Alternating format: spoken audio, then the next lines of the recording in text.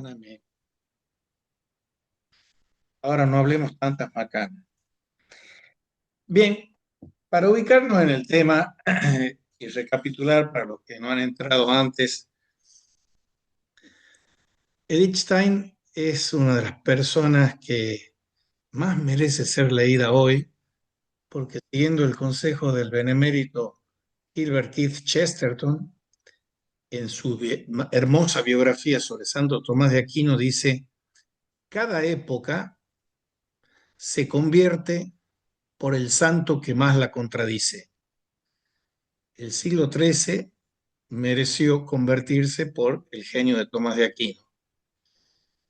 Y aunque suene un poco hiperbólico, a mí me encanta decir, con un amor casi posadolescente que tengo yo por Edith Stein, mi primer seminario sobre Edith Stein lo di apenas llegué en 1984 en la casa de Neji Verdon.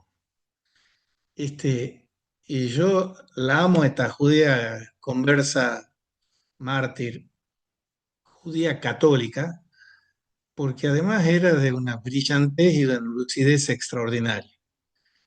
Y toda su vida gira en torno de la verdad, de la pasión por la verdad, como decía este fraile, bueno, ya murió, pero dejó de ser fraile estando en vida, Andrés Bejas, que hizo una tesis de licenciatura en Alemania y una tesis de doctorado en Alemania, en alemán, sobre Edith Stein. Y uno de los libros traducidos por él con el título Pasión por la Verdad estaba en Editorial Bonum y ya hay varias ediciones, un libro precioso también. Y ese sí es conseguible en la lengua de Cervantes. Bien, Edith Stein, como vamos a ver ahora en una semblanza no por concisa, menos enjundiosa y portentosa, tiene un itinerario vital casi, podríamos decir, filmográfico en el sentido de Gaspar Risco del cine sacramental. Toda su vida es una Pascua hacia la resurrección, empezando por un arraigo en la piedad judía de su madre. Su padre, cuando su padre muere, ella es muy chiquitita y había las dos últimas hijas eran mujeres, Erna y Edith, y queda sin el padre, pero con una madre que es, ella misma lo dice, una mujer fuerte en el sentido del Antiguo Testamento, porque el padre tenía un aserradero, bueno, trabajaba con el tema de las maderas. Vivían en Breslau, que es la actual Polonia, Wrocław, el noreste de lo que es la República Federal de Alemania hoy. Y Breslau es la confluencia de la cultura eslava y germánica. Y a ella le apasionaba lo germánico y la historia, y no se sentía muy contenta y cómoda con las matemáticas en su secundario. Pero vayamos un poquito más lento por el tema de la Pascua del Bautismo. A ella se la ha presentado, incluso en la alocución para beatificarla en Alemania que dio Juan Pablo II, como una judía, filósofa, religiosa y mártir, que unida a Cristo crucificado dio su vida por la verdadera paz y por su pueblo. Son palabras muy justas y apropiadas porque ella pasó de la piedad familiar, que era una piedad acendrada, profunda, a la indiferencia religiosa y el ateísmo cuando era adolescente.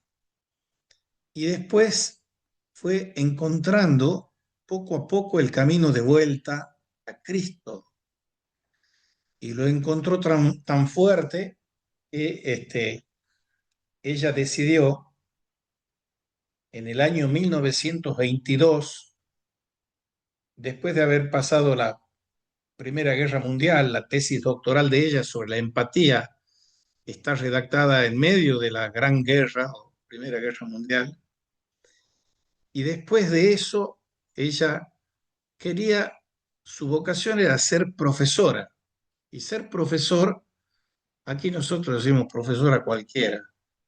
Doctores hay a paladas ahí en Alemania, profesores son muy pocos. Profesor es el catedrático. Pero ella tenía dos defectos para el sistema educativo universitario. Era mujer y era judía. Aunque su maestro, judío converso al protestantismo, hubiese querido dejarla a ella como su sucesora, lo dejaron al ex monaguillo aspirante jesuita de Heidegger, porque ella era judía. Entonces se tuvo que conformar con enseñar en un terciario y dar conferencias sobre la mujer daba y sobre la pedagogía.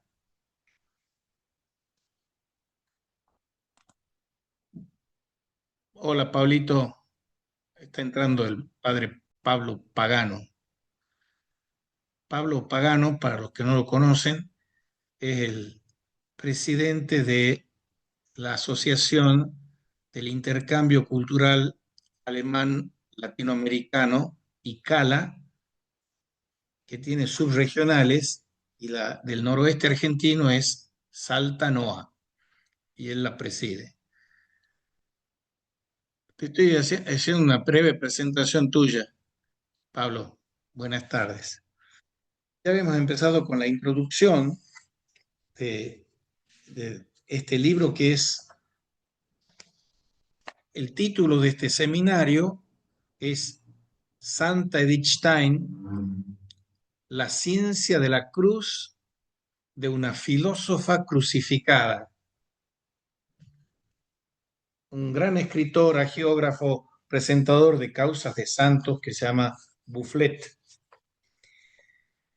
Y estábamos en esto de que ella condensa unas virtudes heroicas, para decirlo sin muchos remilgos y ambajes, virtudes heroicas para sobrevivir unos tiempos de muerte y de tinieblas como fueron los años 20 y los años 30, hasta llegar en el 42, que ella muere en Auschwitz. Y todos los que la conocían decían, sus amigas cercanas del secundario, de la universidad, que tenía un espíritu alegre y solidario como pocos. Relatan testigos vivenciales del asunto que cuando iban en el tren hacia Auschwitz, ella se encargaba de tener el espíritu en alto de los chicos que estaban ahí, de hacerlos jugar, de alentarlos, etc. Pero aparte de todas esas cuestiones, como filósofa, es una de las pensadoras más destacadas del siglo XX. Y eso no es poco decir, porque en el siglo XX ha habido varias pensadoras, como Simone Weil, que es extraordinaria también, como María Zambrano, la española, discípula de Ortega y de Unamuno, para no hablar de las Hildegardas de Bingen o la Santa Teresa. Y Erich Stein descuella por los dos maestros que ella tiene. Ya vamos a hablar del bautismo, pero ella adopta la vocación sigilosamente, en secreto, de convertirse al catolicismo en el 22 y de postergar lo más posible, por respeto a su madre que iba a estar desgarrada, su ingreso al Carmelo. Y lo hace. Ahora, les decía que esta judía por nacimiento y después de un periodo de indiferencia y ateísmo, y militancias políticas también cuando era muy jovencita, la madre, cuando ella decide abandonar la escuela, una cosa terrible, abandonar la escuela teniendo notas sobresalientes, entonces la madre la manda que la ayude a la hermana, que vivía en Hamburgo, estaba casada y tenía hijos, y ella pasa un periodo ahí, no muy largo, y después vuelve para retomar los estudios que ella quería hacer con el maestro Edmund Husserl. Y Husserl es uno de los filósofos más importantes del siglo XX, creador de la fenomenología contemporánea, y tuvo la virtud, que no todos la tienen, o mejor dicho, casi ninguno la tiene en el siglo XX, de haber creado una escuela tan fructífera que sus discípulos tuvieron el aliento. Buenas tardes para todos. No puedo abrir video y micrófono. Seguiré, no sé qué dice Pablo. Ella admira a ese Edmund Husserl que inicialmente está en la ciudad de Gotinga, en Göttingen, y ahí hay una gran hay un gran parte del discipulado de la fenomenología de Husserl. Este, Entre esos discípulos está Adolf Reinach. Otros discípulos son el matrimonio de Hedwig Conrad Martius y de su marido, que van a tener un papel, van a jugar un papel crucial en el acompañamiento de Edith en la conversión al catolicismo. Reinach también era un discípulo directo de Husserl y era como un mentor y tutor en sus primeros pasos fenomenológicos de Edith Stein. Y Reinach muere en la Primera Guerra Mundial, en la Gran Guerra, como se llamaba. Y ella va acongojada, solidariamente, a dar el pésame a la señora, a la viuda de Martius. Y ella se imaginaba que iba a ella a despedazarse consolándola de la mujer. Y la mujer, que era una cristiana también conversa centrada, terminaba consolándola a ella. Fue el primer signo, dice Lichtenstein, en el que vi el valor redentor de la cruz, que el que cree, por eso digo, cada época es convertida por el santo que más la contradice, Santo Tomás para el siglo XIII y en buena parte Edith Stein para el siglo XX, porque lo que este siglo pasotista, como dirían los gallegos, de la indiferencia religiosa, de los cristianismos licuados y de las sectas, es un siglo que odia la cruz, aborrece la cruz. Y sin cruz no hay luz, se dice en el cristianismo, per crucem ad lucem.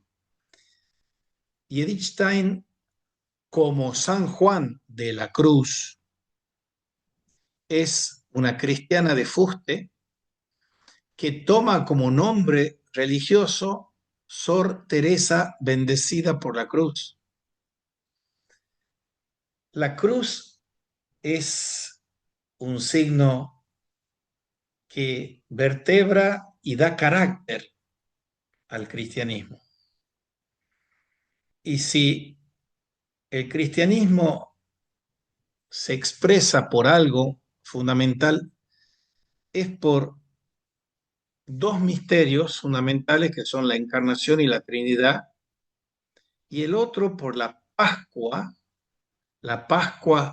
bautismal en primer lugar y la Pascua de la cruz de Getsemaní en segundo lugar. Y eso lo encarnan los santos carmelitanos y lo encarna Edith Stein como pocas. Yo voy a hacer una pausa breve si ustedes, cuando yo hago la pausa, quieren preguntar, comentar o añadir algo. Y si no, sigo. Ahora hago una pausita. Esa es la metodología que usamos nuevamente para ver si no me dejan hablando solo a mí nomás. No hay comentarios, ni preguntas, ni dudas. Hasta aquí. Vamos a la filosofía. Hemos dicho Ciencia de la Cruz es el último libro de Edith Stein y ella estaba casi completo, le faltaba un poquito cuando los nazis tocan la puerta del convento donde estaba con su hermana Rosa y ella cierra las escrituras esas y dice, ven Rosa, le dice a la hermana, vamos con nuestro pueblo. Sabían a dónde iban. Es importante ver esta claridad en el discernimiento del signo de los tiempos que les tocó vivir y cómo los afrontó. En algún momento, ahí que ya los hitlerianos estaban pisando fuerte, pensó en venir, cruzar el charco y venir a las Américas, pero al final no se dio. Y se dio lo que se dio, y la aceptación de lo que se dio con alegría en el sacrificio hasta dar la vida por los amigos y los hermanos es una de las características de su beatificación. Ahora, como filósofa, les decía, es una persona de una lucidez penetrante, como un rayo láser. Y esa lucidez penetrante, a complementar este tránsito de ser judía por nacimiento, ser católica judía por conversión y carmelitana por vocación. Permanece judía hasta el fin, porque muere por causa de su pertenencia al pueblo elegido. Pero como filósofa, va a ser el gesto que hacen todos los buenos discípulos de los buenos maestros, matar al maestro, parricidio filosófico, incluso al maestro que ella amaba tanto. Lo amó hasta el fin. Cuando ella ya estaba en el convento, otra hermana de hábito de ella lo va a visitar a Edmund Husserl y cuando vuelve, el maestro, medio zumbón, le dice, ¿qué le pasa a mis discípulos que todos se hacen protestantes o se hacen católicos? Porque ella se había hecho católica y monja.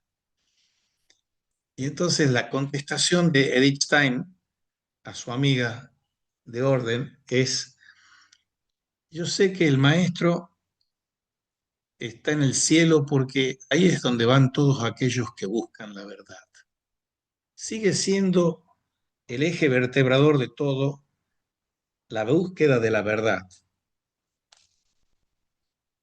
Y ella ha elegido siempre, ha tenido siempre, incluso en los momentos de soberbia, cuando tenía indiferencia religiosa, buscar su independencia y su autonomía. Son palabras que se dicen rápido, pero autonomía, autoconciencia, autoafirmación, son las toxinas de la filosofía moderna. El Selbst, la afirmación de sí mismo, la conciencia de sí mismo, la determinación de sí mismo. Ella buscó siempre su independencia y su autonomía. Por eso ella se apartaba de sus maestros y emprendía un camino que le era propio, por el que avanza sola en busca de la verdad. Y como religiosa, asume su vocación de carmelita según la tradición de los grandes maestros de la orden, Teresa de Jesús, Juan de la Cruz, la maravillosa Teresita de Lisieux, cuyas enseñanzas asimila. Y siguiendo las huellas de estos maestros y maestritas de su orden, llega a la cima del Monte Carmelo, es decir, a la contemplación mística. La tesina de Andrés Bejas de la licenciatura, dice Edith Stein, de la fenomenología a la mística. Llegar a la cima de la mística después de una larga noche interior que la lleva hasta el esplendor de la llama de amor viva, otro título magnífico de Juan de la Cruz. Su espiritualidad, sencilla y sólida, alimentada por las escrituras y los sacramentos, está permanentemente sostenida por la reflexión filosófica. Porque a esta monja de clausura, que desde antes de su bautismo no aspira más que al Carmelo, se le pide constantemente, primero durante un largo periodo de espera y después a las rejas de su convento, que reanude la investigación filosófica. Algo análogo le pasaba a Teresa de Ávila. Teresa de Ávila es una mujer que en la primera etapa de su enclaustramiento estaba un poco deslumbrada por las mundanidades que se hablaban en el locutorio.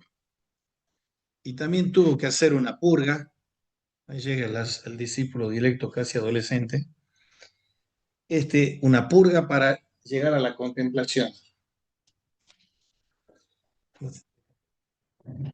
Con todo, más allá de la obra, más allá de estos hechos que he reseñado, está la persona de Einstein, que es una figura sumamente fuerte.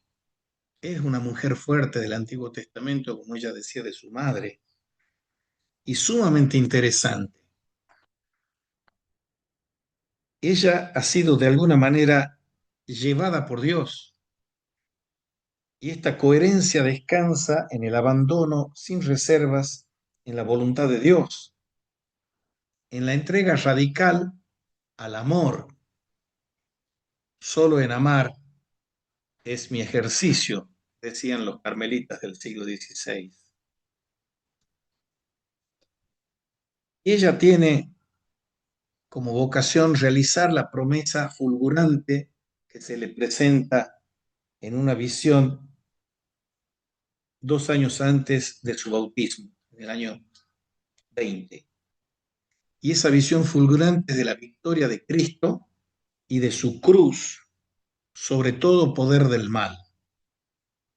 Y ello en virtud de la adhesión a la palabra de Dios, al Verbo encarnado, al Cristo Salvador.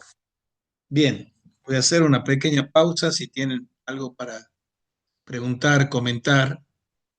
Si no, seguimos. Me dan la voz de Aura. Permiso. Sí, sí, decime. Bueno, Lalo, ¿qué tal? Y saludo a Gabriel, Ernestina, Federico, desde Salta. Bueno, ya pude, toqueteando cosas, abrir el video y el audio, así que saludo y sigo atento, aprendiendo y recordando lo que vos vas diciendo con mucha precisión sobre los místicos, sobre la asimilación, por decir así, de los místicos de Edith Stein. Quisiera poder compartir que también yo, cuando estudiaba en Tubinga, celebraba la misa en el Edith Stein Carmel, el Carmelo de Mira, Edith Stein, qué lindo. quienes tenían un Carmelo que se cerró por falta de vocaciones, pero habían allí algunas monjas fuertes. Una decía, yo soy como conquistadora, como espíritu de conquistadora, como Santa Teresa, decía la hermana Walsrauh, se llamaba.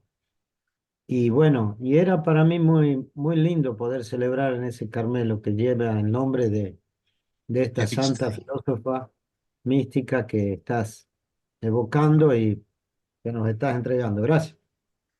Sí, cuando he hecho la presentación digo que la primera sesión, esta es la segunda sesión que tenemos, pero la primera sesión en que es internacional, porque está la República de Salta, la República de Santiago, la República de Tucumán, y no vamos a Claro, entrar más en detalle para entrar a la República de Tafí del Valle. Así que claro. ya la próxima vez vamos a hacer una reunión presencial en un lugar más hóspito. Bien, vamos a republiquetas. republiquetas, bananeras, pero menos bananeras que las de Estados Unidos de Trump. Qué Bien, pan- vamos a la Pascua del Bautismo. Bergzabern es una ciudad del Palatinado, a donde está una montaña que se llama Liebfrauenberg, la montaña del amor de la señora, de la dama. Y uno de los contrafuertes de Bergsaben, ya se está por acabar el tiempo, yo le voy a decir, cuando se acabe, voy a salir y voy a darles de nuevo un link. Podemos seguir charlando macanitas hasta que nos den la autorización. Y en el libro de bautizos de la iglesia parroquial de San Martín se puede leer que el 1 de enero del año del Señor de 1922, Edith Stein, de 30 años de edad, doctora en filosofía, ha sido bautizada. Cuando ella se le presenta al cura de la parroquia, el cura le dice, mire, usted, está bien, usted se quiere bautizar, pero tiene que tener formación en el catecismo. Entonces la Edith Stein, sin ninguna altisonancia, le da como 3 o 4 lecciones sobre el catecismo porque lo tenía recontra manchado. Entonces, bueno, sí, la bautizo. Y nace ella en Breslau el 12 de octubre de 1891, de Siegfried Stein y Augusta Curant. Con la debida instrucción y preparación se convirtió del judaísmo al catolicismo y recibió como nombre de bautismo el de Teresia Hedwig, porque su madrina fue Hedwig Conrad, de soltera Martius, Hedwig Conrad Martius, que estaba domiciliada ahí en Bergsaben. El matrimonio Conrad Martius, de la señora Martius y del señor Conrad, que eran discípulos de Husserl, ha sido fundamental para lo que ella ha vivido en esa Pascua del bautismo. Una vez salen de noche a algún evento que tenían como marido y mujer y ella se queda en la casa y toma un libro. Y el libro que toma, al azar de la providencia, a la azarosa providencia, es la vida de Santa Teresa de Jesús. Se lo lee de un tirón, lo cierra y dice, esto es la verdad. Y ese es el proceso de iniciación en su vocación. Primero al catolicismo y después al Carmelo, que ha sido, ya vamos a ver, con algunos matices. Y es un camino no sin accidentes que recorre esta joven judía originaria de Silesia, hoy Polonia, recibe una sólida formación filosófica, llega a ser asistente de Husserl. Husserl tenía una letra endemoniadamente fiera, cacográfica, y ella era la encargada de pasar en limpio los manuscritos de Husserl. Ese compromiso con el padre de la fenomenología va a ser transfigurado en el compromiso de su vocación cristiano-católica y luego carmelitana. Y ese compromiso la va a llevar hasta el sacrificio de su vida, algo que ella obviamente no podía vislumbrar en ese momento. Edith Stein le contesta unos 10 días después de mi retorno de Boiron. Boiron es una abadía benedictina que hay en Alemania. Me vino el pensamiento, ¿no será ya tiempo por fin de irme al Carmelo? Ella tenía unos directores espirituales extraordinarios que la han conducido en su itinerario espiritual. Y uno de ellos, todos le encargaban, como sabía que era súper inteligente, le encargaban tareas. Y uno de ellos le encargó la tarea de que se abocara a estudiar Santo Tomás de Aquino. Y los dos pilares que tiene la obra cumbre filosófica de ella, que es ser finito y ser eterno, son San Agustín y Santo Tomás. Pero a Santo Tomás, por decirlo así, lo recibe un poco más tarde que San Agustín, porque cualquiera que se ha enfrentado con la dulce o más menos dulce tarea de leer a Agustín y a Tomás, sabrá que Agustín es mucho más amable que Tomás para ser leído. Y las confesiones de San Agustín la embelezan a ella y toda la obra de Agustín. Pero ella tenía un temple lógico desde la fenomenología extraordinario y después, cuando ya está convertida, hace una tarea de síntesis entre Santo Tomás de Aquino y Husserl para mostrar los puntos de convergencia de Santo Tomás y de Husserl. Cuando ella lee la vida de nuestra Santa Madre, dice ella, Teresa, había puesto fin a mi ansiedad y búsqueda de la verdadera fe cuando recibí el santo bautismo el día del año nuevo de 1922. Pensé que aquello era solo una preparación para ingreso en la orden del Carmelo. Pidió el bautismo con vistas al Carmelo y dice, con una expresión de místico y como padre Dionisio Areopagita, que la fe es una luz oscura y nos da a entender algo, pero solamente para indicarnos algo que nos sigue siendo incomprensible, ya que el último fondo de todo ente es insondable y todo lo que se considera bajo este ángulo cae bajo la luz oscura de la fe y del misterio. Y ese misterio es el secreto del rey. En un diario dice que nos tenemos que dejar franquear el camino al secreto del rey. Henry Conrad Martius, que la conocía como pocos, la quería muchísimo, dice, Edith era un ser bueno, de una inagotable abnegación, pero muy introvertida y silenciosa. Siempre estaba concentrada y como absorta en una meditación ininterrumpida. Pero ella no dejaba de ser fenomenóloga por estar transitando en la Pascua del Bautismo y de la vida carmelitana que va a tener Santa en sus pasos. En esa misma época, en el mismo año 1922, en el Anuario de Fenomenología, Edith Stein escribe un artículo que levanta un poco la esquina del velo del misterio del Padre y del Rey de ella. Hay un estado de descanso en Dios, de total suspensión de toda actividad del espíritu. Otra compañera y amiga, Gertrude Kevner, en 1919, dice, sin hablar mucho, Edith comenzó un día después del trabajo a leer conmigo a Kierkegaard. En aquellas horas me descubrió su vida personal interior. Ella me leía los escritos de Santa Teresa de Jesús. Yo podía ver hasta qué punto esta lectura la atraía en esta dirección, el cristianismo por todas las fibras de su ser, y ella encontraba allí su verdadero hogar.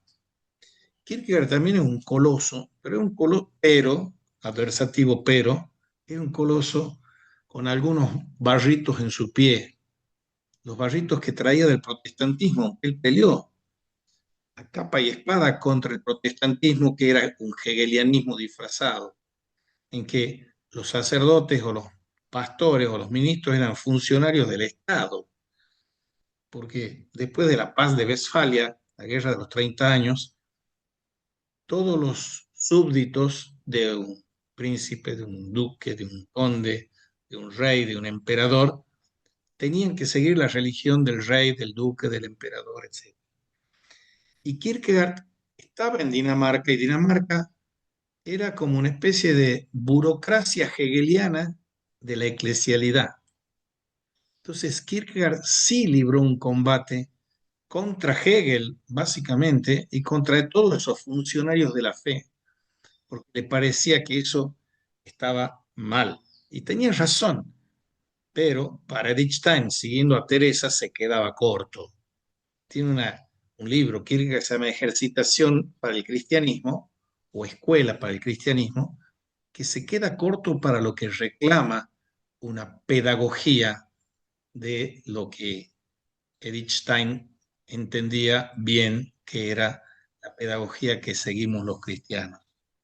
Me contaba Pablo que hay un curita ahí en Salta, no sé si es salteño, Roberto Toledo, que ha hecho una tesis doctoral sobre Edith Stein en la UCA y ha hecho, si no he sentido mal,